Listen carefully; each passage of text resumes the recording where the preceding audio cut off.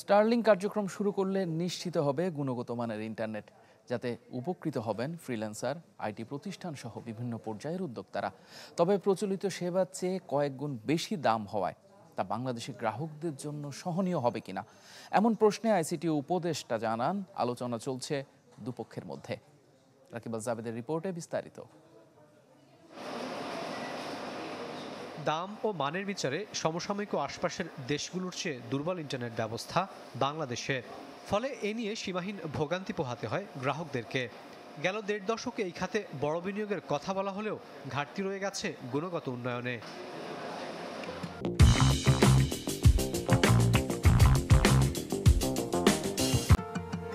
তাই দায়িত্বের কয়েক মাসেই মার্কিন প্রতিষ্ঠান স্টারলিংক আনতে তৎপরতা শুরু করেন প্রধান উপদেষ্টা। এরই মধ্যে যাদেরকে দেয়া হয়েছে ১০ বছরের জন্য কার্যক্রম পরিচালনার অনুমোদন।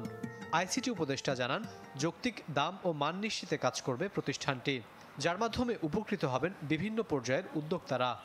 সবকিছু সূচক মিলে আমরা আন্তর্জাতিক র্যাঙ্কিংয়ের বিবেচনায় বলতে পারি যে বাংলাদেশের ইন্টারনেটের মানটা আসলে নিকৃষ্ট। তো মূলত আমরা বলছি যে এটা আমাদের যে ক্ষুদ্র উদ্যোক্তা আছে, এই উদ্যোক্তাদের বিকাশের একটা মাধ্যম হিসাবে আমরা স্টারলিংকে আনতে চাচ্ছি আর কি। যিনি ফ্রিল্যান্সিং করেন তার কাছে আসলে কম খরচের ইন্টারনেটের তুলনায় নিরবিচ্ছিন্ন উচ্চগতির ইন্টারনেটটা বেশি প্রয়োজন।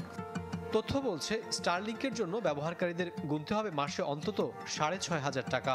প্রথম দফায় যন্ত্রপাতি সহ আনুষঙ্গিক ব্যয় দাঁড়াবে আরও প্রায় ৪০,০০০। বাড়তি ব্যয়ের এই সক্ষমতা বাংলাদেশি গ্রাহকদের আছে কিনা এমন প্রশ্ন উপদেষ্টা জানান, বিষয়টি নিয়ে দেনদরবার চলছে স্টারলিংকের সাথে। অফুরন্ত অপরচুনিটি আছে বলে স্টারলিংক এসেছে এবং আমি মনে করি যে এটা আসলে বাজারে একটা প্রতিযোগিতা তৈরি হবে আমাদের মোবাইল ইন্টারনেট এবং আইএসপিদের মধ্যে। আমরা বলেছি যে বাংলাদেশের যেই অ্যাফোর্ডেবিলিটির দিক থেকে যে পিরামিডটা আছে, স্টারলিংক যাতে চেষ্টা করে পিরামিডের বটমে যারা থাকবেন তাদেরকে রিচ করার জন্য। এ সময় দেশীয় ইন্টারনেট, বিশেষ করে মোবাইল অপারেটরদের ক্ষেত্রে এটি আরও কমানোর সুযোগ আছে বলেও জানান ফয়েজ আহমদ তৈয়ব। রাকিব আল জাবেদ, চ্যানেল 24, ঢাকা।